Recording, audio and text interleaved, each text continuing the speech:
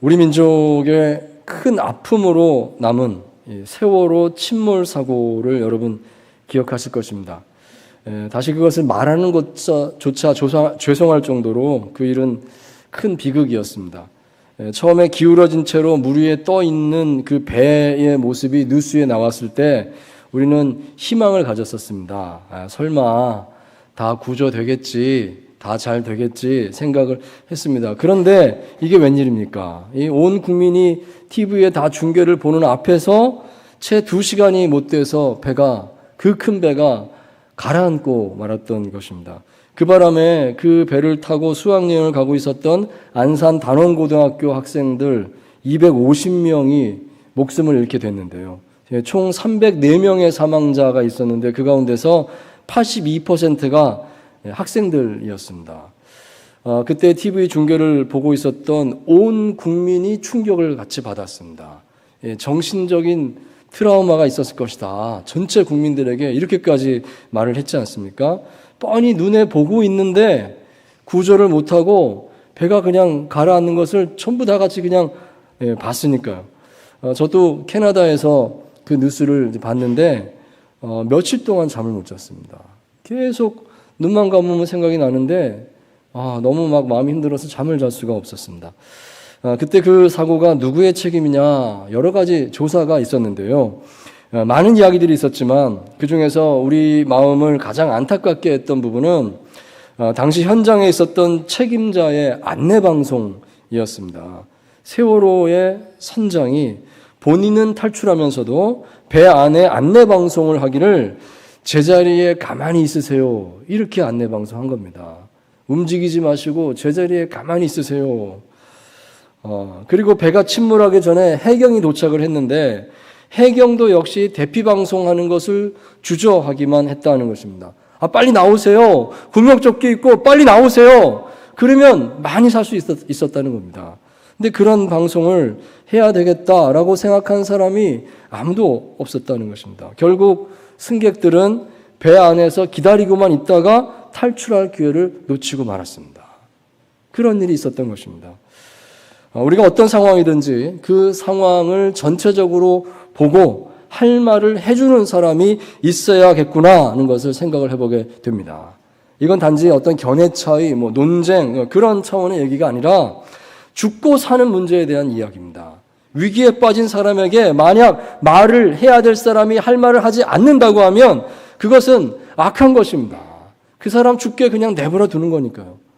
이것은 우리가 경계해야 되는 것입니다. 그런 마음 가지면 안 됩니다. 사실 이것은 우리 모두가 한번 꼭 생각할 주제이다 하겠습니다. 누구나 어느 순간에 그런 자리에 있게 될 수 있지 않겠습니까? 꼭 수백 명이 아니라 단 몇 사람, 아니 한 사람이라 할지라도 내가 말을 하면 그 사람 살고 내가 말을 하지 않으면 그 사람 죽는다고 하면 어떻게 하시겠습니까? 말해야 되지 않겠습니까? 그럴 때는 말을 해야 되는 것입니다. 그걸 생각해보자 하는 것입니다. 오늘 말씀이 바로 그것을 우리에게 말씀을 해주고 있습니다. 오늘 본문 말씀은 하나님께서 에스겔 선지자에게 사명을 강조하는 말씀입니다. 너는 이런 책임이 있다. 너는 가서 말할 책임이 있다. 이걸 말씀하는 겁니다. 자, 이것을 이렇게 표현했습니다. 너는 파수꾼이다. 비유로 말씀하신 겁니다. 파수꾼은 어떤 사람인가? 그는 혼자 높은 망대 위에 올라가서 감시하는 사람입니다. 지금 적이 쳐들어오는가? 멀리 내다보고 그는 보고 있습니다. 그러다가 적이 쳐들어오는구나 하는 것을 그가 발견하게 되면 그가 할 일은 즉시 내려와서 많은 사람들에게 그 사실을 알리는 겁니다. 지금 적이 쳐들어옵니다. 빨리 준비해야 됩니다. 이게 파수꾼이 하는 일인 것이죠. 만약 파수꾼이 그렇게 말하지 않으면 사람들은 죽게 되는 겁니다. 갑자기 들이닥칠 테니까 위기에 빠질 수밖에 없는 거죠. 그러므로 파수꾼은 모두를 살리기 위해서 말할 의무가 있는 사람이다. 그렇게 말하겠습니다. 자, 마찬가지로 에스겔이 그렇다는 것입니다. 하나님께서 말씀하시기를 너는 파수꾼이다. 너는 선지자로서 백성들을 살리기 위해서 말을 해야 된다. 하나님께서 이 말씀을 강조하시는 겁니다. 먼저 하나님께서 에스겔에게 전할 말씀을 주셨습니다. 이 말을 전해라. 그걸 주셨습니다. 회개하라. 우상을 버리고 돌아오라. 이걸 전해라 말씀을 주셨습니다. 그러므로 에스겔은 그 받은 말씀을 그대로 백성들에게 말을 해야 되는 것입니다. 말을 전하면 백성들이 회개할 기회를 얻게 되고 회개하면 사는 것입니다. 자, 에스겔은 그렇게 파수꾼의 사명을 받았다. 오늘 말씀이 그것을 강조하고 있습니다. 자, 이것은 오늘 우리에게도 마찬가지이다 하겠습니다. 우리에게도 파수꾼의 사명이 있는 줄 믿습니다. 누군가에게 내가 말을 전해줌으로써 그를 살려야 됩니다. 그런 상황이 있습니다. 영적으로 봤을 때 우리는 먼저 부름받은 사람 아닙니까? 먼저 하나님의 복음을 깨달은 사람 아닙니까? 그러므로 우리가 먼저 말씀을 받은 것입니다. 그리고 모르는 사람들 향해서 내버려 두면 죽는 것입니다. 가만히 있겠습니까? 파수꾼의 사명을 받았습니다. 우리는 말해야 되는 것입니다. 말하지 않는 것은 잔인한 것입니다. 그것은 인간이 할 수 없는 짓이다. 우리가 그렇게 생각을 해야 되겠습니다. 하나님께서 우리에게 그러므로 전도의 사명을 주신다 하겠습니다. 여러분, 이것을 전도라고 하는 것이죠. 먼저 말씀을 받았고 아직 말씀을 모르는 사람들이 말씀이 없어서 죽어갈 때 나는 하나님 말씀을 전하겠습니다. 전도하는 것입니다. 우리는 전도의 사명을 받은 줄 믿습니다. 그러므로 이 시간에 우리가 함께 하나님 말씀의 교훈을 생각해 보기 원합니다. 나는 어떻게 하나님의 이 부르심에 응답해야 할까요? 자, 첫째로 하나님께서 강조하십니다. 용기를 가지고 할 말을 해라 입니다. 용기를 가지고 할 말을 하십시오. 자, 에스겔서 오늘 보면 바로 앞에 2장을 먼저 보겠습니다. 2장 3절 4절 말씀 함께 합니다. 시작. 내게 이르시되 인자야 내가 너를 이스라엘 자손 곧 패역한 백성 나를 배반하는 자에게 보내노라. 그들과 그 조상들이 내게 범죄하여 오늘까지 이르렀나니 이 자손은 얼굴이 뻔뻔하고 마음이 굳은 자니라. 내가 너를 그들에게 보내노니 너는 그들에게 이르기를 주 여호와의 말씀이 이러하시다 하라. 아멘. 자, 그 다음에 3장 9절 말씀도 또 같이 읽겠습니다. 시작. 내 이마를 화석보다 굳은 금강석같이 하였으니 그들이 비록 반역하는 족속이라도 두려워하지 말며 그들의 얼굴을 무서워하지 말라 하시니라. 아멘. 자, 우선 여기 에스겔 2장 3장 말씀에서 반복되는 표현들을 좀 눈여겨보면 좋겠습니다. 여기 2장 3절에 먼저 한 단어가 여기 나오고 있는데요. 패역한 백성이다 는 말입니다. 패역하다. 이 말이 계속 반복되는 걸 볼 수가 있습니다. 2장 3장 보시면 이 백성은 패역하다. 패역한 백성이요 말합니다. 뜻은 반역한다. 하나님을 모독한다. 이런 뜻이 들어있습니다. 이 백성은 계속 반역한다. 나를 모독한다. 하나님이 이 말씀을 반복하고 있는 것입니다. 자, 그리고 또 반복하는 표현이 있는데 여기 2장 4절에 나온 이들은 이마가 굳었다는 표현입니다. 그들은 얼굴이 굳었다, 마음이 굳었다, 굳었다, 돌처럼 단단하다 이런 말을 반복을 하고 있는 것을 봅니다. 자, 이게 무슨 뜻일까요? 하나님께서 보시기에 이스라엘 백성들의 영적인 상태가 이러하다 하는 것입니다. 너희는 내가 아무리 선지자를 보내고 말씀을 전하고 또 전해도 도무지 듣지 않는구나. 회개하지 않는구나. 정말 너희는 패역한 백성이고 마음이 굳은 사람들이로구나. 하나님께서 계속 이 말씀을 반복해서 하시는 겁니다. 자, 그렇지만 중요한 건 이것입니다. 이것이 중요합니다. 하나님께서 그러한 패역한 백성들에게 다시 선지자를 보내신다는 것입니다. 포기하지 않으신다. 내가 다시 선지자를 보내노라. 에스겔아, 그들에게 가라.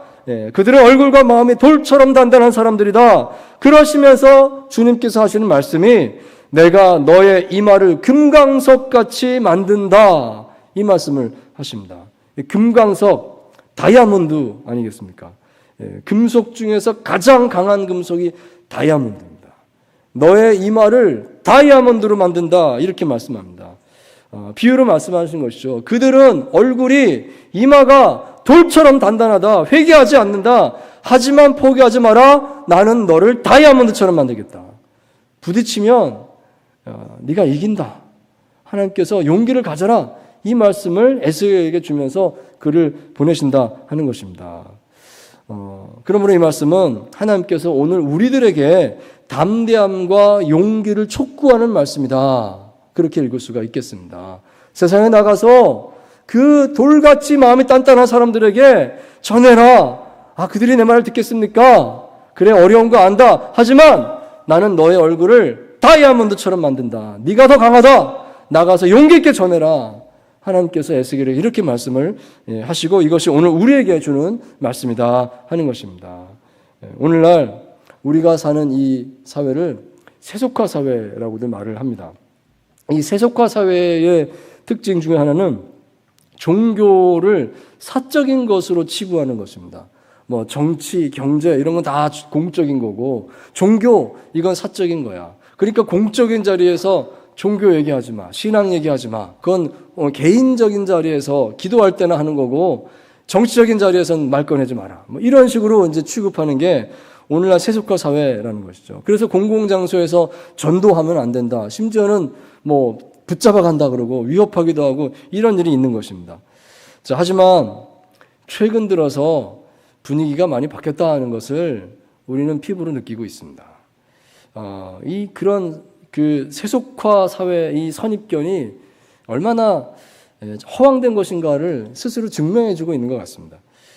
미국 대통령 도널드 트럼프에 대한 뉴스를 들으면서 깜짝깜짝 놀라게 될 때가 많이 있는데요.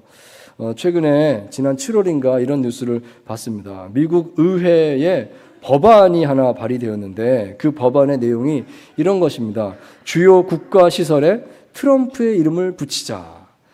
트럼프의 생일을 연방 공휴일로 정하자. 미국 건국 250주년을 맞이하여 $250짜리 지폐를 새로 발행을 하자. 그런데 그 새 지폐의 얼굴을 도널드 트럼프로 하자. 여러분 이게 농담으로 하는 얘기가 아니고요. 미국 의회에 발의된 법안의 내용이라는 겁니다. 소위 트럼프 우상화 법안이라고 불리는 것입니다. 이게 실제로 지금 미국에서 진행되고 있어요. 여러분 이런 일은 과거 공산주의 독재 국가 이런 데서나 있었던 일이다라고 우리가 이제 생각을 했던 것인데 이제 시대가 바뀐 것 같습니다. 자유민주주의 최전선에 있는 미국에서 이런 일이 지금 벌어지고 있습니다. 이런 걸 보면 더 이상 공적인 영역과 사적인 영역이 있다 뭐 이런 식으로 나누는 것은 얼마나 허황된 이론인가 하는 것을 생각을 해보게 된다는 것입니다. 정치는 공적인 거라고요? 트럼프를 보세요. 누가 그걸 공적이라고 말하겠습니까? 다 사적이고 다 공적이고 막 섞여 있다. 이게 오늘날 사는 세상인데 누가 왜 종교는 사적인 거니까 집에서만 말하세요. 이런 시대착오적인 말을 누가 하겠습니까? 이런 생각을 하지 않을 수 없다는 것입니다. 캐나다 맥길 대학교 철학 교수였던 찰스 테일러라는 분이 있습니다. 현재 93세 되시는 세계적인 정치 철학자인데요. 우리나라에서 그 유명했던 그 정의란 무엇인가라는 제목의 책을 쓰신 마이클 샌델 교수님, 유명했죠. 우리나라에 오시기도 하셨고. 근데 이 찰스 테일러라는 분이 마이클 샌델 교수님의 스승이 됩니다. 근데 그분이 이런 말씀을 하셨습니다. 세계는 다양한 정치, 역사, 문화적 전통을 공유하는 공동체들의 합으로 이루어져 있습니다. 말했습니다. 이게 무슨 말인가 하면요. 우리나라를 예로 들어서 설명을 했을 때 경상도 문화, 전라도 문화, 강원도 문화, 충청도 문화, 경기도 문화 여러 문화적 전통들이 많이 있는 겁니다. 제가 지역별로 얘기해서 그렇지 사실 더 많은 거예요. 많은 문화적, 역사적 전통들이 있는데 이 모든 것들이 잘 어우러지고 합해지고 조화를 이루어서 우리나라가 된다는 것이죠. 이게 한국 사회라는 것입니다. 그러니까 즉 이게 세계 모든 것이 다 이렇다는 것이죠. 다양한 문화적, 역사적 전통들이 많이 이 사회 안에 있는데 그것들이 사이좋게 잘 어우러지면서 이 사회를 아름답게 구성해 가는 것입니다. 평화라는 것이 무엇인가? 모든 전통들이 서로서로 존중하는 것입니다. 말할 기회를 주고 잘 들어주고 하면서 같이 잘 지내는 거, 이것이 평화로운 것이고 건강한 사회다. 이런 말씀을 그분이 하셨다는 것입니다. 이게 이제 공동체 사회 이론이다 이렇게 말을 하는데요. 여러분 참으로 일리가 있는 말씀이다 하겠습니다. 그러므로 이렇게 말할 수 있겠습니다. 기독교도 이 사회 안에서 중요한 문화 전통 중에 하나입니다. 기독교도 어디 뒷방에 가서 사적으로 조용히 이게 아니라 우리 사회 안에 존중받아야 되는 하나의 중요한 문화 전통입니다. 떳떳하게 말하고 듣고 소통하고 이게 돼야 된다는 거죠. 이게 건강한 사회라는 것이죠. 그게 맞다는 것입니다. 그러므로 우리는 더 이상 신앙적인 것을 세상에 나가서 말하면 안 된다, 움츠러들고 그럴 필요가 전혀 없다는 것입니다. 우리는 할 말 하는 것이고 옳은 말 하는 것이고 아름다운 말 하는 것이고 모두에게 덕이 되는 말, 모두를 살리는 말을 하는 것이다. 당당하게 용기 있게 말할 수가 있다는 것입니다. 여러분, 우리에게는 파수꾼의 사명이 주어졌습니다. 내가 말하지 않으면 사람이 죽습니다. 그런데 모른 척 하겠습니까? 공공장소에서 예절을 지키기 위해서 모른 척 하겠습니까? 아닙니다. 우리는 더 담대하게 용기 있게 말할 수 있어야 되는 줄 믿습니다. 말을 하는 것이 하나님 뜻이고 그것이 세상을 살리는 길이다. 우리가 할 일을 하는 것이다. 나중에 하나님 앞에 가서 파수꾼의 사명을 다했느냐 했을 때 감당했습니다 라고 말할 수 있는 그런 영적인 준비를 우리가 하는 것인 줄 믿습니다. 참으로 우리는 우리 신앙을 용기 있게 말할 수 있어야 하겠습니다. 자, 둘째로 선입견을 가지지 말고 누구에게나 전하라는 말씀입니다. 선입견을 내려놓고 누구에게나 전하십시오. 자, 우리 함께 오늘 읽었던 본문 말씀을 다시 한번 보겠는데요. 에스겔 3장 18절에서 21절까지입니다. 눈으로 보면서 같이 말씀을 나누겠습니다. 먼저 18절, 19절 말씀을 보시면 하나님께서 에스겔 선지자에게 말씀하시기를 악인에게 할 말을 해라 이 말씀합니다. 주제는 악인입니다. 악인에게 할 말을 해라. 이 악인이라고 하면 계속 죄를 짓고 있어서 가망이 없는 사람을 뜻합니다. 어차피 그 사람 악인이라 복음을 전해보았자 듣지 않을 것이다. 틀림없이 그는 완고해서 자기 생각대로 갈 것이고 지옥에 가고 말 것입니다. 자, 그런데도 그에게 전도해야 될까요? 이런 질문입니다. 전도해봤자 소용없을 게 뻔한데 그래도 전도해야 될까요? 근데 하나님의 답은 그렇다 하는 것입니다.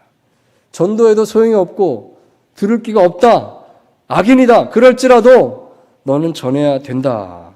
만약 전하지 않으면 그가 멸망할 때 그 멸망의 그 핏값을 너에게서 찾겠다. 이게 하나님의 말씀이라는 것입니다. 그가 회개하지 않고 멸망할지라도 내가 전했으면 괜찮은데 전하지 않았으면 그 책임을 네가 져라 말씀하시는 겁니다. 자, 그 다음에 20절, 21절 말씀 또 연달아 나오는데 보시면 이번에는 의인에 대한 교훈입니다. 어떤 의인이 의롭게 살다가 어느 날 갑자기 타락을 하게 되었다. 자, 그럴 때 저 사람 그래도 의인이니까 곧 정신 차리고 회개하겠지. 내가 아니라 누군가라도 징조가 있으면 금방 돌이키겠지. 이런 생각을 하면서 가만히 있을까? 그런데 하나님 말씀은 아니다. 그에게 할 말을 해줘야 된다. 이 말씀하는 겁니다. 혹시 그가 회개하지 않고 심판에까지 이르게 된다고 하면 너의 말하지 않음이 분명히 그의 죽음에 책임을 지게 될 것이다. 경고하십니다. 그러니 그가 좀 괜찮다 할지라도 딴 사람 탓하지 말고 너가 할 말을 해라. 하나님께서 말씀하시는 겁니다.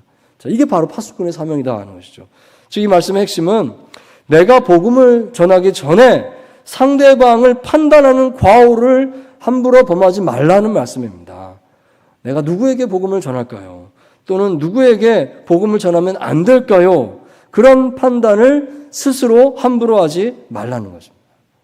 내가 누군 된다, 누군 안 된다, 그러면 안 된다. 정답은 누구에게든지, 기회가 닿으면 누구에게든지 전하는 것이 맞다. 이게 하나님의 강조하는 말씀입니다. 여러분, 이 말씀 우리가 꼭 기억할 수 있게 되기 바랍니다.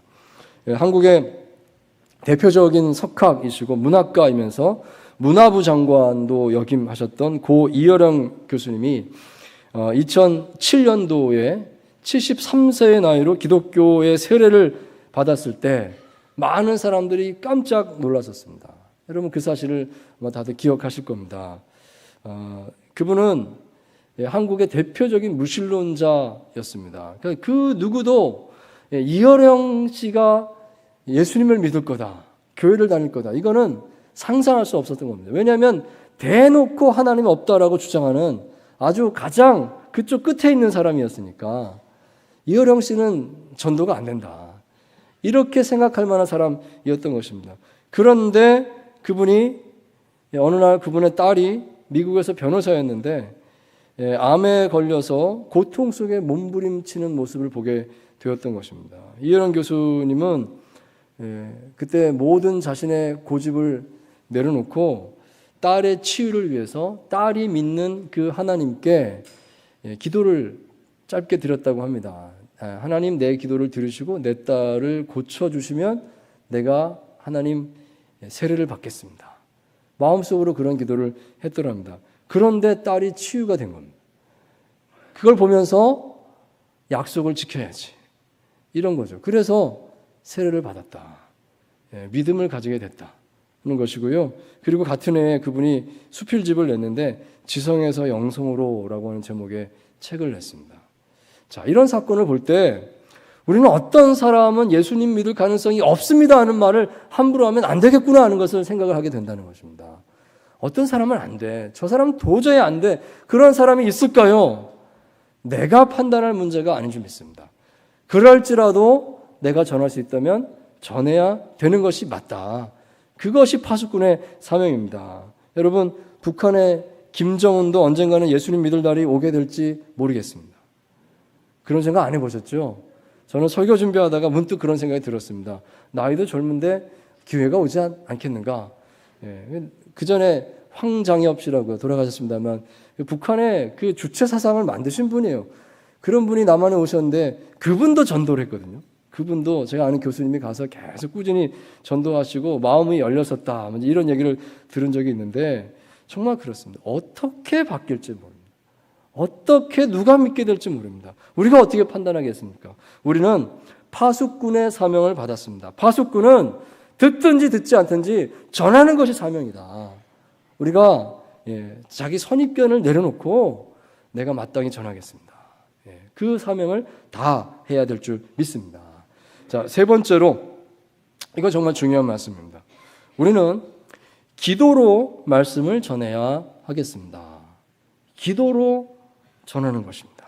자, 3장 24절부터 27절까지 말씀 우리 같이 읽고 뜻을 헤아리기 원합니다. 함께 합니다. 시작. 주의 영이 내게 임하사 나를 일으켜 내 발로 세우시고 내게 말씀하여 이르시되 너는 가서 문을 닫으라. 너 인자야 보라 무리가 내 위에 줄을 놓아 너를 동여매리니 내가 그들 가운데서 나오지 못할 것이라. 내가 내 혀를 내 입천장에 붙게 하여 내가 말 못하는 자가 되어 그들을 꾸짖는 자가 되지 못하게 하려니 그들은 패역한 족속임이니라. 그러나 내가 너와 말할 때 내 입을 열리니 너는 그들에게 이르기를 주 여호와의 말씀이 이러하시다 하라. 들을 자는 들을 것이요 듣기 싫은 자는 듣지 아니하리니 그들은 반역하는 족속임이니라. 아멘. 자, 하나님께서 이 에스겔에게 환상 중에 이런 것을 이제 보여주시는 겁니다. 체험을 하게 하시는 겁니다. 하나님의 영이 에스겔을 붙들어서 집 안으로 이끌었다는 것입니다. 집 안으로 이끌어서 문을 닫았습니다. 자, 이것이 어떤 뜻일까 우리 생각을 해보게 되는데 그 집 안에 들어와서 문을 닫은 다음에 일어난 일이 에스겔이 줄로 꽁꽁 묶여있게 했다는 것입니다. 완전히 딱 묶여서 꼼짝 못하게 만든 겁니다. 그 다음에 일어난 일이 에스겔의 혀가 입천장에 붙었다라고 되어 있습니다. 즉 말을 못하게 됐다는 것이죠. 혀가 입천장에 붙었다는 것은 꼼짝 못하게 말을 못하게 됐다. 굉장히 답답한 상황입니다. 묶여있죠. 말도 못하죠. 이렇게 만들었다는 것입니다. 자, 그런데 27절을 보시면 27절 다시 보시면 이렇게 말합니다. 내가 너와 말할 때 너의 입이 열리리니 그리고 이제 가서 전하라. 그들이 듣든지 듣지 않든지 전해라. 이렇게 말씀이 이어지고 있는 것입니다. 자, 이것이 무슨 뜻일까요? 이렇게 해석해 볼 수 있겠습니다. 에스겔이 주의 말씀을 전할 때 그의 그 전하는 말씀은 오직 하나님께서 인도하셨다는 것입니다. 하나님께서 말씀을 주시고 그 말씀만 전해라 라고 그렇게 이끌어 주셨다. 이 환상은 그것을 보여준다라고 말할 수가 있겠다는 것입니다. 에스겔이 완전히 묶여있고 스스로는 말을 할 수가 없었습니다. 이 혀가 입천장에 붙었으니까. 이것은 스스로 에스겔이 자기 능력으로 자기 지혜로 하는 것이 아니다는 것입니다. 그것이 아니다. 너의 힘으로는 되지 않는구나. 이걸 철저하게 알게 하시고 그 다음에 하나님과 말을 할 때에 그때 입이 열리리니 이렇게 적혀 있죠. 그러니까 나가서 전하지 말라. 너는 갇혀 있으라. 이런 뜻이 아니라 이제 하나님께서 열어주실 때 그 하나님께서 열어주심을 통하여서 너는 말하게 된다. 될 것이다. 이렇게 말씀을 해주고 있다 하는 것이죠.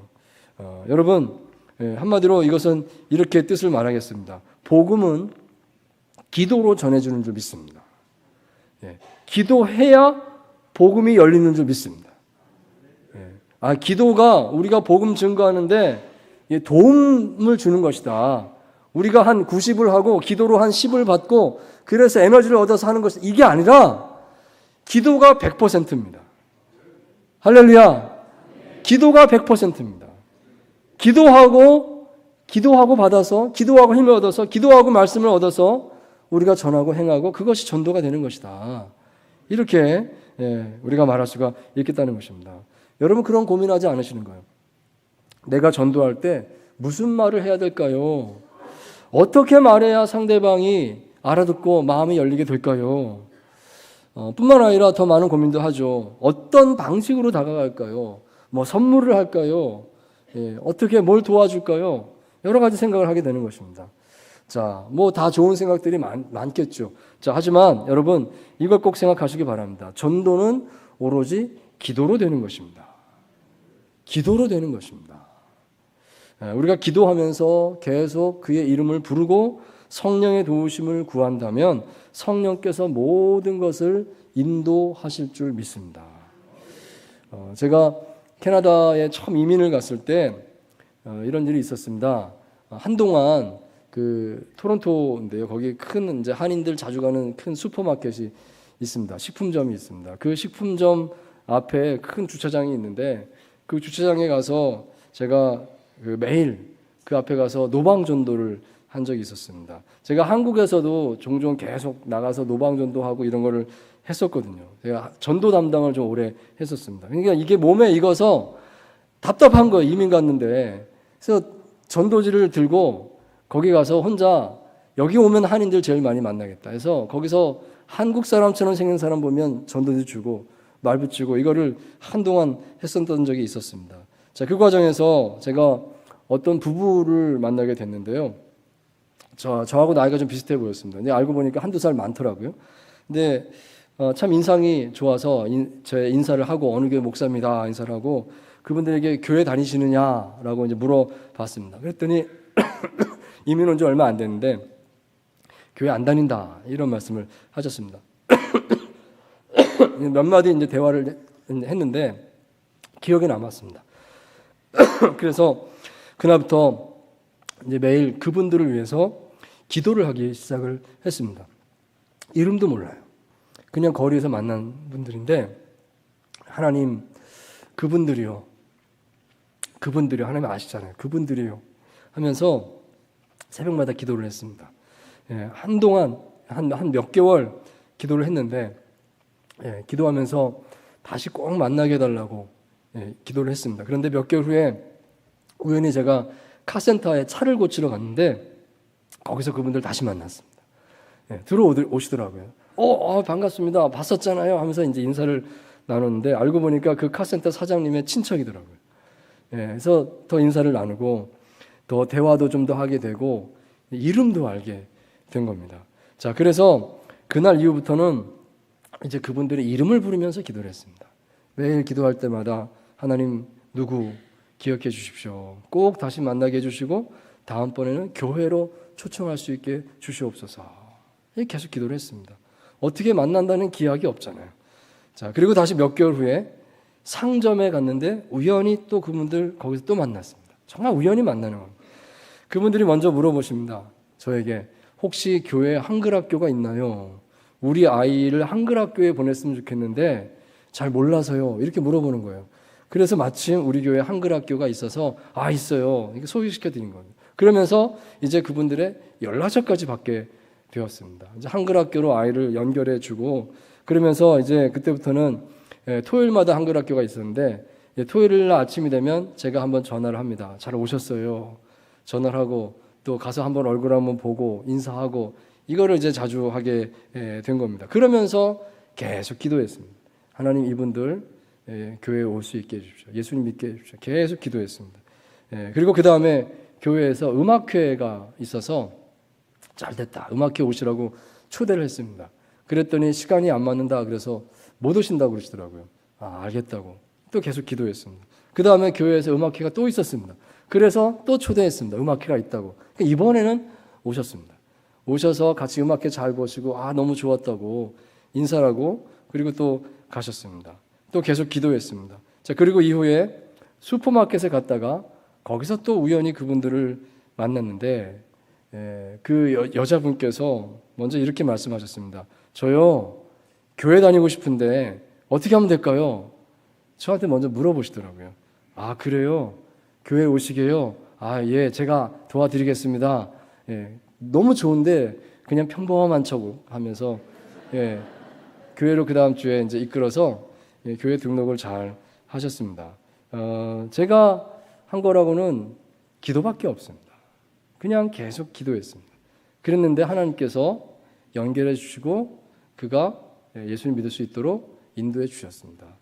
그분들이 나중에 집사님도 되시고 교회 소그룹 리더, 순장도 하시고 저와 같이 동역하고 그랬던 좋은 관계가 있었습니다. 그렇습니다. 우리가 전도한다는 거 기도하는 것입니다. 그래서 여러분 기도하십시오.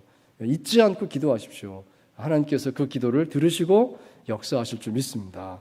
사랑하는 성도 여러분, 에스겔 선지자처럼 오늘 우리에게도 하나님께서는 파수꾼의 사명을 주셨는 줄 믿습니다. 내 주변에 누구에게 말하라 하시는지를 꼭 생각하시기 바랍니다. 그리고 용기 있게 선입견을 내려놓으시고 오직 기도로 받은 말씀을 전하십시오. 그럼으로써 소중한 한 영혼을 구원하시는 저와 여러분 다 되시기를 주의 이름으로 축원드립니다.